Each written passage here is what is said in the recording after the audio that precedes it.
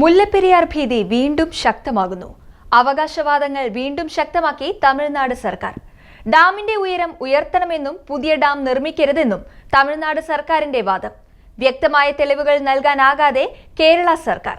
തമിഴ്നാട് മുഖ്യമന്ത്രി വിജയുമായി മുഖ്യമന്ത്രി വി.ഡി. സതീശൻ നടത്തിയ ചർച്ചകളും ഫലപ്രദമായില്ല.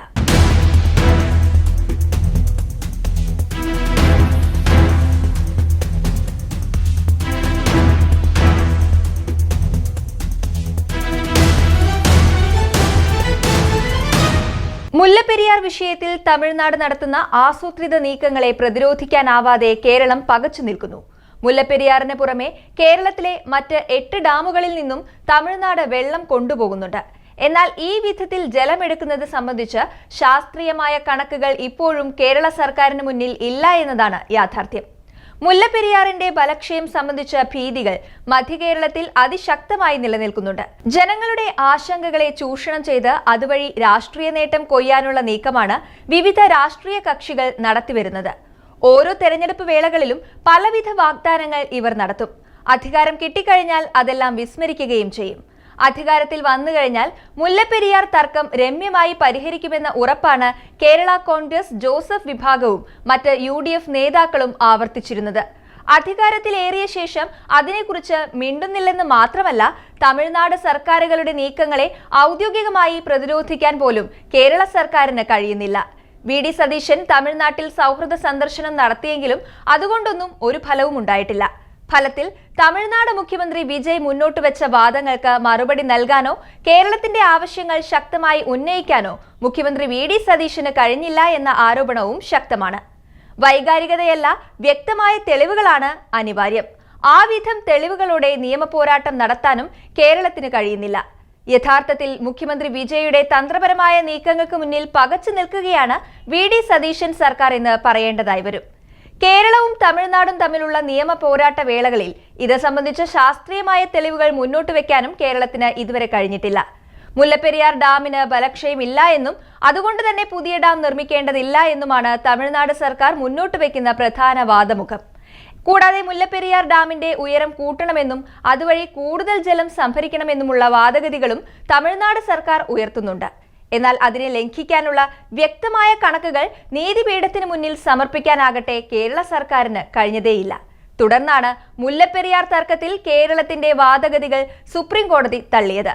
വയനാട്ടിലെ ബാണാസുര സാഗർ ഡാം, പാലക്കാട് ജില്ലയിലെ ശിരുവാണി, തൂണക്കടവ്, പറമ്പിക്കുളം, ആളിയാർ, പോത്തുണ്ടി ഡാം, പുന്നപ്പുഴ, പാണ്ടിയാർ, പാമ്പാർ നദി, നീരാർ, നെയ്യാർ എന്നിവിടങ്ങളിൽ നിന്നും തമിഴ്നാട് ജലം സൗജന്യമായി കൊണ്ടുപോകുന്നുണ്ട്.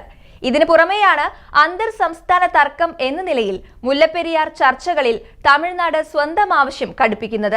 സൗജന്യമായി കൊണ്ടുപോകുന്ന വെള്ളം വാണിജ്യ ആവശ്യങ്ങൾക്കടക്കം പ്രയോജനപ്പെടുത്തുന്ന തമിഴ്നാട് അതുവഴി കോടികൾ ഖജനാവിലേക്ക് സ്വരുക്കൂട്ടുകയും ചെയ്യുന്നു. 20 ലക്ഷത്തോളം വീടുകൾക്ക് വാട്ടർ കണക്ഷൻ നൽകിയാണ് ഇത് നേടുന്നത്. 240 മെഗാവാട്ട് വൈദ്യുതിയും ഈ ജലം ഉപയോഗിച്ച് ഉൽപ്പാദിപ്പിക്കുന്നു. ഷോളയാർ, അപ്പർ ഷോളയാർ ഡാമുകളിലെ ജലം ഉപയോഗിച്ചും വൈദ്യുതി ഉണ്ടാക്കുന്നു.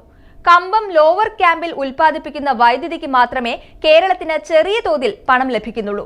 അതേസമയം ഇടുക്കി വട്ടവടയിൽ ചെറിയ ഡാം ഉണ്ടാക്കാനുള്ള കേരളത്തിന്റെ ശ്രമമാകട്ടെ തടയുകയാണ് തമിഴ്നാട് ചെയ്തത്. വണ്ടൻമേട്ടിൽ നിന്നും താഴേക്ക് ഒഴുകുന്ന ആമയാർ ജലസ്രോതസ്സിന്റെയും ഗുണഭോക്താക്കൾ തമിഴ്നാടാണ്. പാമ്പാറിലും മറയൂർ, കാന്തല്ലൂർ പഞ്ചായത്തുകളുടെ അതിർത്തിയായ കോവിൽക്കടവിലും അണ കെട്ടാനുള്ള നീക്കവും തമിഴ്നാട് തടഞ്ഞു.